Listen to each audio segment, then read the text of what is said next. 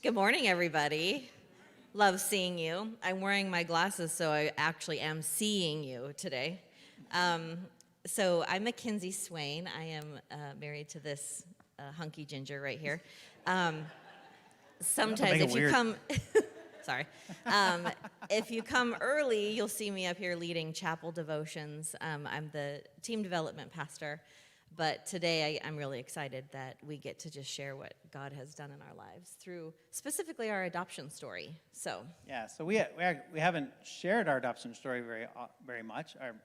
Definitely not from a stage before, because we really wanted our older kids especially to be old enough to say, hey, we're okay with that. Yeah. I think they might be in here.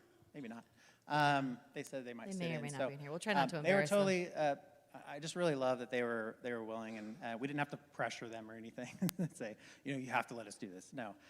We very much asked them and wanted to honor them in this story because it's their story too. It's their story. And we're going to tell our side of it. So it won't be their side of it. Every story has a side. And so, but we're going to share what God did for us through that time and helped us to get to where we are today. Yeah. So when we look back at the season of our life that led us into forming our family and adoption, we can't really talk about it without spotlighting God's faithfulness. We see in the Bible all over, like Brandon said, where people would try to remember what God did and commemorate these moments. So we were kind of looking back and we're like, man, we could relate to this so much in our lives now that we have this like evidence that all of this faith, sometimes you go forward and all you have is faith, right? You have no evidence that it's going to work out or anything. But we can now look back and say like, yeah, we can move forward with faith, but man, we have like proof, right? We have these stories, we have these moments in time where God showed up and we can go back to there and say, look what he did. So we want to talk about that. Yeah, it's kind of interesting, like the first time you have to do that, it really is just faith. Yeah. Right? So for you younger people in the room that like you haven't had all these experiences of faith in your life, then that's when you get to trust the testimony of others, right? That actually really helped me a lot. Mm-hmm. The testimonies of others in today's time, I think, is the proof that God is alive today. Like we sang that song "Alive" earlier. Like that shows us that God is alive and moving today. And these other stories from the Bible are our remembrance stories. That Ebenezer story of Samuel putting that thing up to say, hey, we need to remember what God did. And then there's the story of Joshua where he is going into the promised land. Now, Moses actually led the entire tribe of Israel out of the desert through the Red Sea. They had already done something similar to what Joshua does. And even though they did all that amazing stuff, what happened when they got out in the desert? Do you guys know? Well, I'll tell you. They got out in the desert and they started grumbling and they started forgetting what God had done. And then Moses goes up on the mountain. They create a statue made out of gold and worship that instead, right? Like it's so easy for us to move to I forgot what happened yesterday to what's happening today. And I'm struggling today. Yesterday was awesome, but today I'm struggling and I forgot what God has done. And so, so when Joshua the Israelites has to stay in the desert, right? And then Joshua is the one that gets to take them in the promised land because of their grumbling, God says, I'm going to make you wait. And so maybe there's a lesson there. That's not our lesson today, but hey, think about it. But then Joshua gets to take them in the promised land, and what happens is they get to the river Jordan, and the river is big, and they're a massive amount of people, right? So they got to cross this river, and the Ark of the Covenant goes through, and the water stops flowing, and again, they get to walk through on dry ground, just like they had done in the Red Sea. And it was another amazing moment of God just doing something incredible that, we just don't see that kind of stuff still. That's an amazing thing. And so when they get through, the God actually tells Joshua, it's like, I want you guys to remember this. And he says, go get 12 stones. And do we have the verse there? I was going to read it. Good question. There it is. I'm going to read the verse for you right here. So this is Joshua. And it says, when the nation had finished passing over the Jordan, they said to Joshua, take 12 men from the people, from each tribe of man. So the nation of Israel had 12 tribes, right? And command them, saying, take 12 stones from here out of the midst of the Jordan. So they take the stones out of the middle of the Jordan where it's dried up. From the very place where the priests feet stood firmly, and bring them over to you and lay them down in the place where you lodge tonight. So they made a camp outside of the river. Then Joshua called the 12 men from the people of Israel, whom he had appointed, a man from each tribe. And Joshua said to them, pass on before the ark of the Lord your God into the midst of the Jordan, and take up each of you a stone on his shoulder, according to the number of tribes of the people of Israel, that this may be a sign among you. When your children ask in times to come, what do those stones mean to you? What do they mean?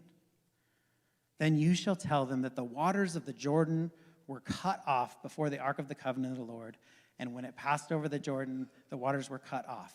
So these stones shall be to the people of Israel a memorial forever. And so as we started thinking about what are the stones in our life, what are those things in our life that made it so that we could move forward, because we'll get into this in just a second, but the move into adoption for us was very difficult. Mm-hmm. It's a difficult decision to make. It's a difficult thing to go forward into, and we needed some of those stones to lean on, basically. Yeah. So the last stone that kind of caught me was in Genesis 28 when Jacob was returning to his father. He laid his head on a pillow, and they said he sat there and wait and tarried for the Lord. And I looked up that word because I'm like, what is that word? I knew it was like wait on the Lord, but it means like wait expectantly on the Lord. Like you're waiting, but you just know that God is going to show up and he is going to say something.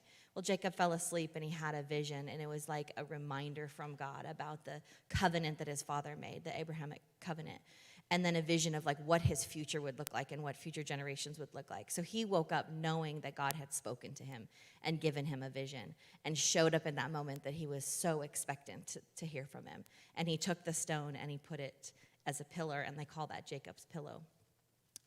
When I was reading that, it reminded me of the beginning of our adoption story, because we got married young and we waited a long time. We just had way too much fun for like 8 years, not even thinking about a family.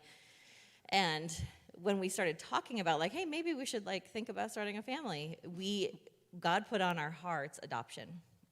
We didn't know at this point that would be the path, but he put on our hearts adoption. We thought, we'll have biological kids, and we'll adopt some kids, and we'll all just be, big happy family. And so when we first started this journey and realized that maybe we were going to have some infertility issues, the stone that I can now look back is like, oh God, he already went before me in this, and here we go. I can like set a stone in this place and say, he gave me this vision for my life before he ever set me on the journey to do it. So we'll call this the stone, a vision, and a promise. Because I was 29, we were like starting for a family, and when we had realized we had pretty major infertility issues, and we were waiting, which, by the way, you'll hear the word waiting a lot in our testimony.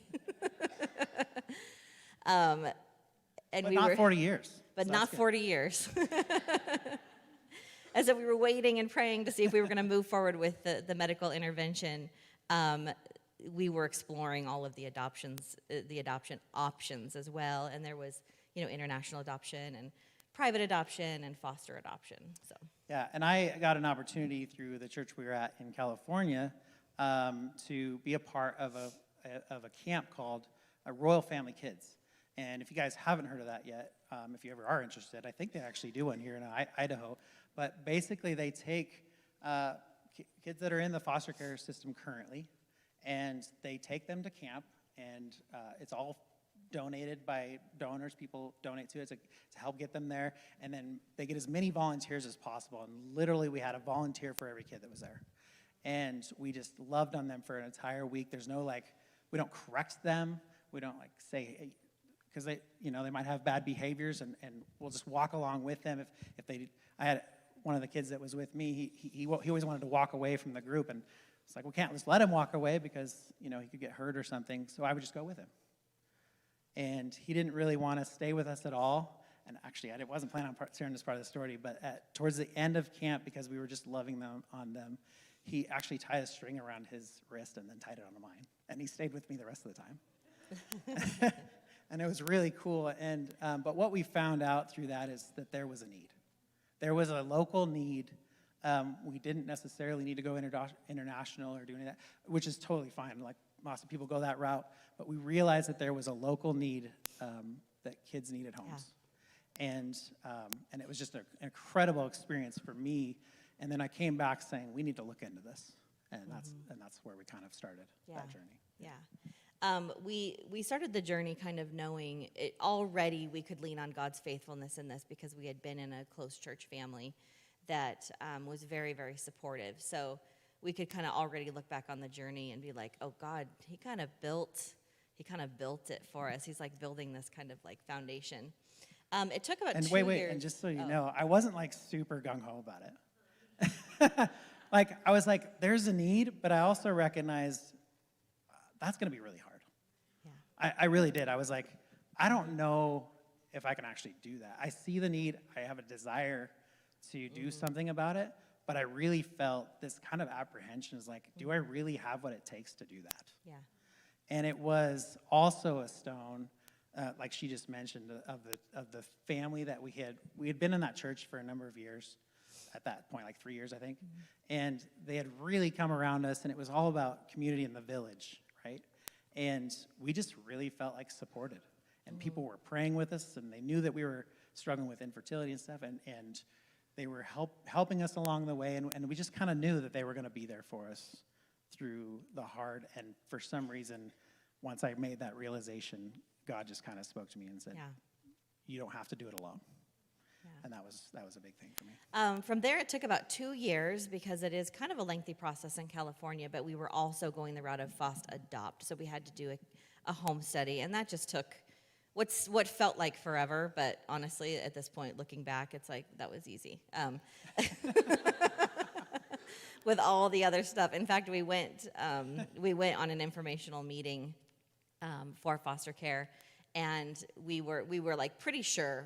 We're like, this is probably going to be the route. Brandon had worked through some, like, I don't really know.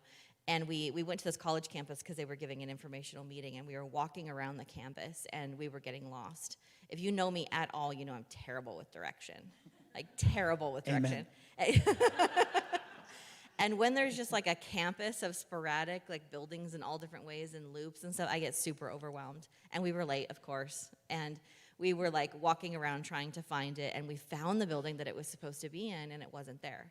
And so I would like, never mind, whatever. And we start walking away, and we see the signs. They had moved the informational meeting, and I was standing there, and I was like, well, if it's going to be this hard, then I'm not going to do it.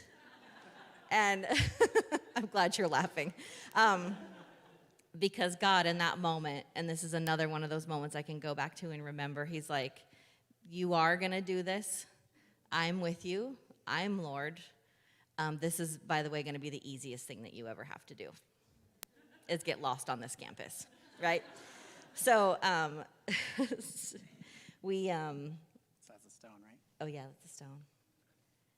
So in September of 2014, 5 years after we started trying for our family and waiting and waiting and waiting, we were approved, and we got a call that there were 3 kids in foster care that needed a placement. We signed up for one. So, but, you know, you can't predict the needs of the community. We were open to We did say because we wanted... I think we were thinking maybe 2 at that point. We were very passionate about keeping siblings together. So we were kind of open to it. But we only had 1 extra bedroom, and so we could only take 2. But we so desperately wanted to take all 3 of them. But again, God was saying, like, I have you on this path. Just trust, right? They're gonna fall if I step. I can stack it. Yeah, let's go. So Jesse, who you guys know now, he was 5 years old. I met him on his 5th birthday. He went to live with a temporary foster home. And then the 2 younger ones, Sophie and their little brother named Christian, was with us. Sophie was 3 and Christian was 2. Sophie was almost 4. And we were told, we stayed close to Jesse, so we wanted the kids to stay together and play, and so we became close with the other foster family. And about 6 weeks into the placement, they told us that, hey, the goal is reunification, right? I don't know if you guys know that about foster care. The goal is to reunify with safe biological family. So foster care is supposed to be a temporary thing. And they told us about 6 weeks in, we don't see a lot of progress, and we're thinking these kids are probably going to need a forever home. And I'm like, but what about Jesse? Like, can he come live with us now? Like, if this is going to be permanent, we need to keep them together. And the social worker basically said, if you can find a way to get a house with another room, he can come live with you. Yeah, and the age was actually literally 5. So if they're 5 and older, you can't put a boy and a girl in the same room. So if they would have all been the same gender, They'd been then under 5, we could have had them. And so at that point, we had to find a new place. Yeah, so find a new place. So in that time was very much about housing how it is here. Very expensive, very hard to find, shortage, really competition, a lot of competition over rentals. But in a very short period of time, in a very complicated season, God showed us just a clear path to rent a larger house, way bigger than we actually needed. It was like 3 times the size of the one that we were living in. And then we were able to rent out the house that we owned. Yes. So on Thanksgiving of 2014, just 2 months after becoming parents of 2, we moved into a big house, and we brought Jesse in a couple weeks later, and then so on December 11th, we became parents of 3 children, 5 and under. And we actually have a picture for you, much to our kids just made. Actually, Sophie really wanted to show us. Yeah. Aren't they so cute? Tell Jesse, the 13-year-old, that he is cute after this. He loves that. Yeah. So because that goal of a family to reunify back with a biological family, all 3 of our kids had different fathers. And so the youngest one, his father was able to, he was holding down a job. He actually didn't know where they were at the time they were taken. So once he found out, he came and he did what he needed to do. And so Christian was with us for 9 months, which this was probably, it was the hardest thing that either of us had ever been through before. See, this is where I'm going to cry. I almost wore a shirt that said I'm pretty cool, but I cry a lot. Mckinsey wanted me to dress up. You could blame her. I was like, wear something nice, please. So he was with us for 9 months. I can get through it. Okay, you can do it? Okay. Yeah, I'm not crying yet. If I start crying again, you can take it. But he was with us for 9 months, and I remember that very distinctly, the conversation walking into the social worker office, and they said, he's probably not going to get to stay with you. And pleading with them for that not to be true. And it was just another loss. We had already kind of faced a loss for our kids. With the idea, another loss that we had kind of faced with not being able to have kids of our own too. Then again, to have another loss in this way, and then for our kids to have the loss after they just had their loss, and it was just this time of like, man, what is happening? What happened, God? And again, we had to kind of lean back on that faithfulness. And what's been awesome about that is that we were able to keep a connection with him. And we still connect with, he actually lives in Mexico now. And he's with his, a great woman that was with his dad. And he has a sibling that's the same age as him. That's her son. And she's really great. Yeah. And we get to talk, and he loves her, and I think she's a great support for him. And so even though it was very hard for us, and maybe it could have been better the other way, we just don't know, right? Mm-hmm. We got to trust God with all things.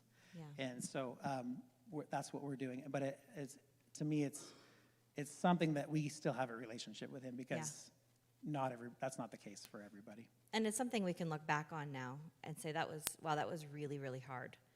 But look what God did. Look what he did. So yeah, there was not. People will ask like, how did you prepare yourself for that? How could you do that? And the answer is just like, no, I didn't. I couldn't. You can't. There's no preparation for that. There's no. I just started crying like I just did a second ago. Like it's that uncontrollable thing where you're like, I really want to stop crying, but I can't. you know. And but I still felt like we just still, and again, our church and our family, and we just felt God was there, and He was like still saying, "I'm still here. I'm still here with you through this." So we were back to a family of 4, and just shortly after that, we were approved for adoption of Jesse and Sophie. But we had to wait and wait. Yes.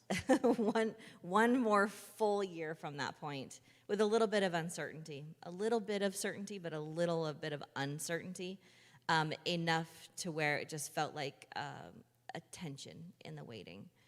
I do think we prayed for patience, which you should never do. Yeah. Just so You'll get opportunities to be patient, for sure. To learn how to be patient. So that year, we became really close as a family, and God showed up big time. And each one of us, the growth of our kids, we were able to kind of look back on that year now and say, like, wow, we were good, we were safe, we were clothed, we were housed, and we were a family. So. And then our adoption was finalized in 2016, and that was a fulfillment of a promise from God to us that I'm going to make you a family. And that was a celebration and another stone for us to be like, God is good. Yeah. He did what He said He was going to do.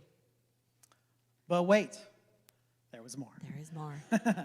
There was more.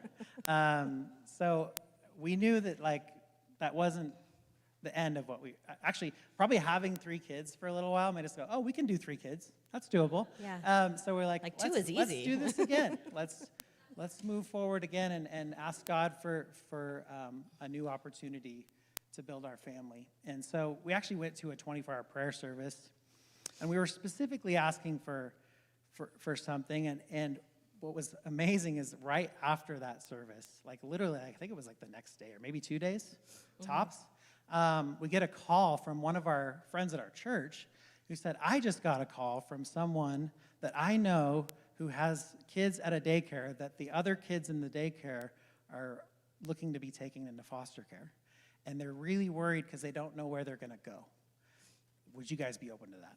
Now, we weren't super ready to take on a really high-risk case like that because there are opportunities. Some people just do foster care to do foster care, and that's awesome. But we were looking to adopt. Like, we were looking to build our family. And so there's high risk and there's lower risk, which is high risk is they're actually going to go back to their family, which is actually a great thing. It's a good thing. And then there's low risk, but that was a very high risk.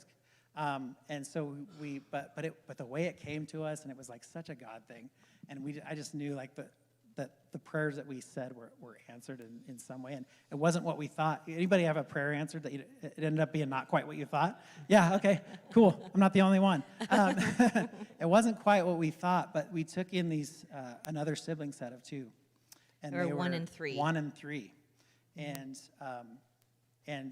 it was a really challenging time. And again, they're trying to reunify. And I was meeting with their parents in parks, and it was kind of crazy, actually.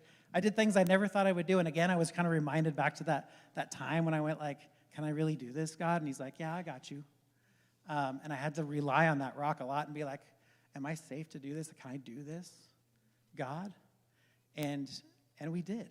And we did it. And I actually made somewhat of a relationship with their parents. And at one point, I might be talking too much of my time, but. They were initially very combative, and it didn't feel safe to be around them. And yet we were put in the situation by social workers to go meet them like randomly out in public to do visits. And so we felt very like, it was kind of like it felt unsafe, but yet we felt protected. Yes. So they were, we knew kind of quickly that they were going to be reunified with a safe grandmother, which was, again, something to rejoice in. Yeah. But we needed to keep them for about 9 months while Grandma got ready and they got everything situated. And then right before we were transitioning, we called them the Littles. So right before we transitioned the Littles out of our home, we were introduced to a young girl that was giving her baby up for adoption. Not through foster care, but did we show the picture? Not yet. The beach pic? Oh, Oh, is it time? Yeah, show the picture of the beach Okay, pic. so this is our family at its fullest. And Faith wasn't quite there yet, right? So this is when we had the most at one time. That is like a beautiful picture of that season because it's just 7 people tired and filled with sand. So And what's awesome just about covered this, in sand. what's awesome about this is Christian's the one on the left, and he was still. This is after, so he was coming and visiting us. That was what I was talking about. That opportunity that we had to stay connected to him afterwards was, I think, none other than like a God thing that we were able to facilitate that, and so we got the opportunities to be all together a few times. So anyway, so we had kind of been approached. We weren't like super ready. We weren't like looking again. But as we still had them in our home, but knowing that they were transitioning out, this young woman who was 19 and giving birth to her second child, she just felt very overwhelmed and wanted to give up her baby. And we met with her, and she told us that she would like to give us her baby, and we felt like that was like one of the greatest honors. And I knew, like, God had told me that I would get a baby girl. I just knew. And so I just kind of felt like this was it. This was the fulfillment of the promise. And I had so many fears about, okay, we just went through like foster adopt journey, and now it's like private adoption is like a whole other thing. And I had a lot of insecurities about it and a lot of fears, and I just felt like I was, it's like, you know, God again, like, and then remembering back, this is the vision he had for my family. He's already there. Like, he already went there. I remember when the littles were like almost out of the house, and I was meeting with their attorney. Every child in California, I don't know if it's this way in Idaho, but every child who's in the foster care system gets a court-appointed attorney. And she was the littles' attorney, and she was a wonderful woman. And we met at a park so she could, you know, kind of keep me up on their case and get information. And I asked her, when she was done, I was like, I'm so sorry to do this, but I have a personal matter that I'd really like some advice on. And I told her about the private adoption. I was like, how do we navigate this? How do we protect ourselves, and what do we do? And she said, will you have faith? And I was like, your best legal advice to me at this moment. I know I'm not paying you. It's a true story. This is a true story. I was like, your best legal advice is to have faith. And she said, yeah. I didn't know she was a woman of faith.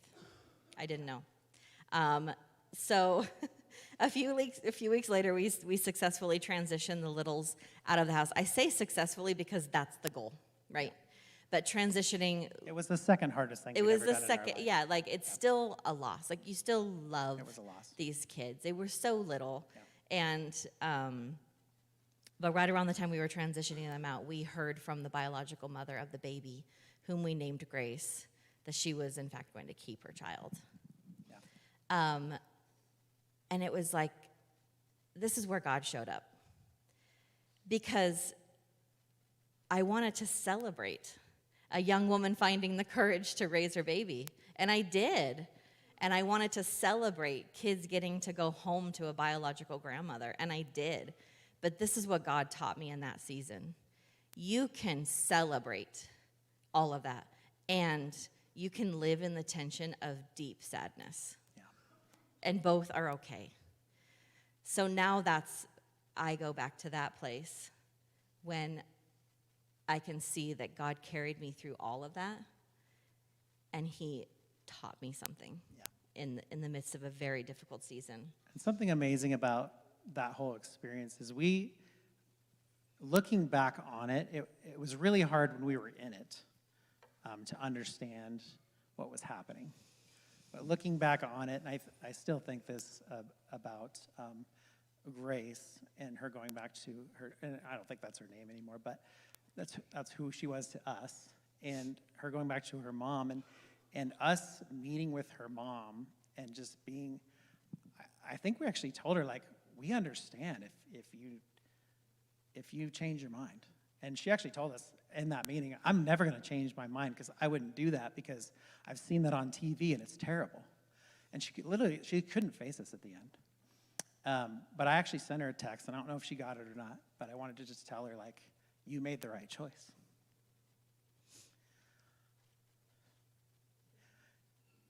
you made the right choice. And so I was just wondering, like, was that just us, God's asking us to be obedient sometimes? Sometimes to get to the things that he wants for us, we also have to be obedient in the things that he needs from us, because that's how God works through this world, is through people. He works through you and I through the Holy Spirit, right? That's where you see him work. And so I feel like God was using us in that moment for that girl. And I still don't know where she's at now, or if that text ever went through. I assume it did, because she had a phone. But just that maybe we were the opportunity to be able to show her Jesus and compassion in that moment. And then, because then what happens? Go ahead. So for the next couple of months, we just kind of withdrew into our family and, lived with gratitude.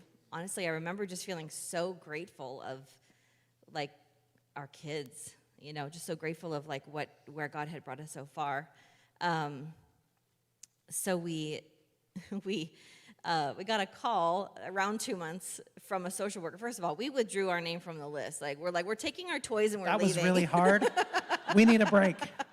Foster care system, you and I need a break. Yeah, yeah, exactly. Like, bye. Love you big, but we're out. But we got a call from a social worker, which she shouldn't even have our number because everything is so confidential. Once you say withdraw, like, they don't have your information. But we got a call from a social worker that told us about this girl who was 2 months old. And it was actually 2 months after our loss, that was in the foster care system and she was in already an emergency placement. She had gone from the hospital at birth into care. And she was with an emergency home, and they needed to find her, like, a little more of a permanent home. And we went into the office, and we learned about this baby girl. And they opened up the file, and they showed us a picture, and they said, her name is Faith. Actually, that you found out first. She found out first because she calls me, and I'm in the car, and she says, hey, I just heard from a social worker about a baby. And I was like, I thought you said we weren't doing that right now. I thought we were done. I thought we were hurting right now, and we needed to recover. And she's like, but her name is Faith. And there's a story about that. Yeah. If you ever guys want to ask us, we won't get into that today, but the way her name came about is actually very interesting. But yeah, her name was Faith, and we're like, what? So when we were, I looked at the picture, and of course I fell in love with her. But they told me how complicated her case was. Her bio family was not trying to reunify. It was just a lot of other very odd hiccups in the system. And I didn't think I could handle complicated. I knew I couldn't handle complicated. You were ready for another loss. And I didn't want to put my household through it again. So it was just such a short amount of time that we were recovering. And so I said no. And I felt like God was saying no, and I felt like he was saying no for now. And I thought, there must be another child out there. I just need to heal a little bit. But after a few weeks, I couldn't get her off my mind. I thought about her all the time. I would pull over on the side of the road and pray for her, and I assumed that they had found her a family because baby girls are the easiest to place in the foster care system. So I assumed that she was just, a healthy baby. And so I called the social worker, and I said, I can't get this child off my mind. Could you tell me, did you find her a home? Is she safe? And all that stuff. And she basically said, you're not party to the case anymore, so none of your business, basically. And so I didn't know. I didn't know what had happened to her. But 1 week after that, a separate social worker called me, again, not knowing we had already done an information session on Faith. It was like a brand new social worker being like, hey, are you guys... And again, shouldn't have called us. Shouldn't have called us. We're not on the list still. Shouldn't have had our number. She called, and she's like, we have a baby girl in the system. And I was like, is that Faith? Are you talking about Faith? She goes, oh, yeah. Then she looked at her notes. She goes, oh, yeah, you guys came in and did a full disclosure meeting for her. And she said, well, we just got out of court. They've removed some barriers. And now we really need to talk. The clock is ticking. We need to find her a home. And she asked me if I wanted to meet her. And I said, yes, I do. And by the way, she was in a very safe, awesome... She was in a very safe home. Emergency foster home, which this woman... I just want to shout out to her. She's not here, I know, but She had had 55 55. babies in her house. Not all at once. Faith was her, yeah, not all at once. But when she had Faith, she Faith had was her 2 other 50 infants in her yeah. house.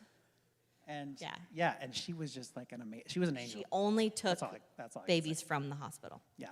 That was her. That was and her ministry oftentimes and her had gift. to deal with, some of the complications from that. So sometimes there's drug exposure, things like that. So she was dealing with very difficult things 55 times, which is, man, that's awesome. So we set up a meeting. We set up a meeting with the foster mom to go meet her. And of course, I walked into the house and saw her laying on the floor, and I was like, toast. I'm like, dang it, God. Why? Why now? And she, like, not even a broken heart could keep me from being her mom. Yeah. She moved in with us the next week. Oh, yeah. That's actually an interesting story because We don't need to get into the details of that. I think we do. It was supposed to be longer, so this time we didn't have to wait. This time it actually went really fast, which was kind of incredible because we were supposed to wait a little longer. Like 2 weeks. But I don't know if you guys remember the massive fires that happened that year in Santa Rosa, which is where we lived. It was a massive fire that burned through the town, and the part of town where she was in was being evacuated. Mm-hmm. Well, and 2, so like if we're gonna go down the rabbit hole, let's go down the rabbit hole. Okay, let's go down the rabbit hole. Yeah, let's do it. Come on, So it was like 3 days after we met Faith, and I was just up, just thinking about her, thinking about what we needed to do to prepare and all of this stuff. And I was like, just got this like worry over me, like something is just wrong. Something is really wrong.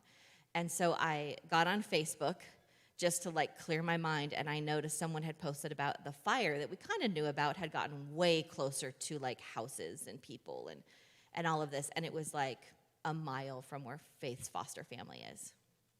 And so I picked up the phone and I called Natalie 3 o'clock in the morning, and I was like, I am so sorry to wake you. And she's like, that's okay, I'm up feeding Faith. And I was like, there's like a raging fire a mile from you. Like, do you know this? Like, what's going on?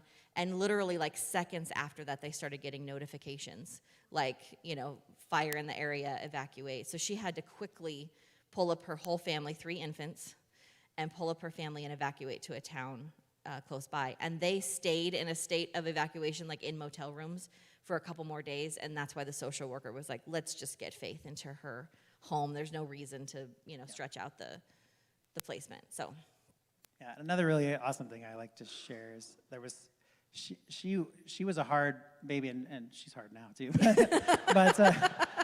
But there was something about when she came to be with us that she actually calmed way down. And we just felt like she was accepting us as her parents in that moment. And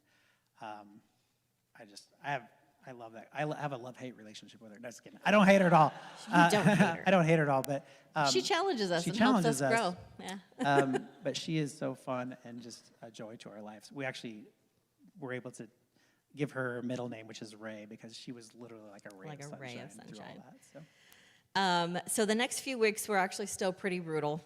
They had to clear more roadblocks in the court system, and I felt like, honestly, I was just white-knuckling my way through it. I could look back now.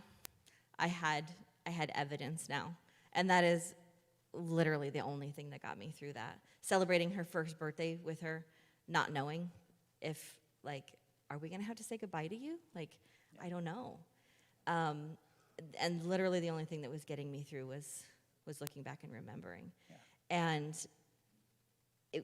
we got to adopt her 10 months after she came to live with us, which my social worker called a record for her cases, and I called the 10 hardest months of my life. Yeah. But we had faith. Yeah. So we got faith. Yeah. Yeah. You can clap to that. Yeah, we got a picture of our final family here. For those of you who don't know, but yeah, there that was she a few is. years and ago. this is a few years ago. That was the last time we could clean them up and get them all to smile at the same time. You can see them. They're here. You can see them after church. But it was just another stone of God saying, I am God, and I fulfill promises. Now, we don't tell this story, just so you guys know, we don't tell this story to say, hey, look what we did.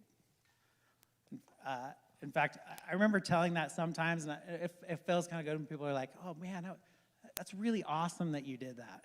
And like, oh, yeah, that's great, I did that. But not really, because, again, people will say, like, how did you get the courage, like, how did you decide that was something you could do? And I said, I didn't decide that. I decided I couldn't do it. Mm-hmm. I was like, I don't think I can do this. And I said no. Yeah, but God. And so God had already laid it on our hearts and all those things that we talked about. And he brought us with these stones of remembrance from what he had already done in our lives. He had done so many things. And he made it into, he took, so a lot of times people will also say, like, this is God's plan, right?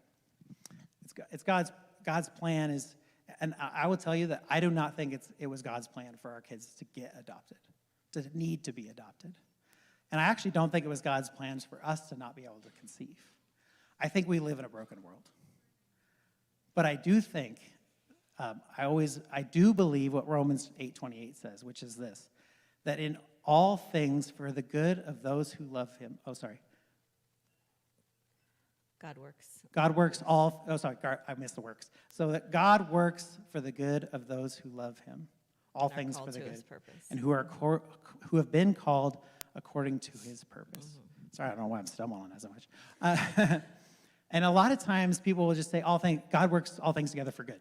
And they leave it at that. And it's actually not the full scripture.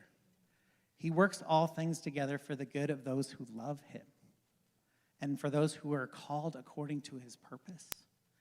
And so we were willing to follow the call that he put on our life. And then he takes these broken things, our brokenness, their brokenness, and he made it into a family. And he does that with church. That's what church is. And that's what Jesus did on the cross. He came so that we could just all be one big family together and be adopted into the family of God. And he works all things together for good for those that are working according to his purpose. And I just think that's a really beautiful thing. I just wanted to clarify that because I don't want people to think that we think that that's just God's plan for things to go sour. It's God's plan to take our brokenness and make it into something new and holy. Yes. And that's what we want to remember. That's the faithfulness of God that we talk about. Because we're going to go through hard things. We've been through hard things. We might be going through hard things now. You guys in this room, you've been through hard things. I know you have. Everybody has. You might be going through hard things right now. You're going to go through hard things in the future. And it's the faithfulness of God that helps us to trust in him in those times. And those first times are hard, right? Because you have to trust without knowing for sure. But that's where you get to lean on. I always will say, testimony is just such a powerful thing. Yeah. Share your testimony with the people around you. And that's why we're doing it today. Not just say, look what we've done, but just say, this is what God has done. I want you to see it so that maybe it'll encourage you to trust in him so that you can build some more stones. Yeah. Because it's our trust that actually leads to God working in our lives and being able to work those things together for good. So let's invite the band back up. We're going to celebrate what God has done. We're going to celebrate how he loves us. And we're going to sing a song here at the end, as we many times do. But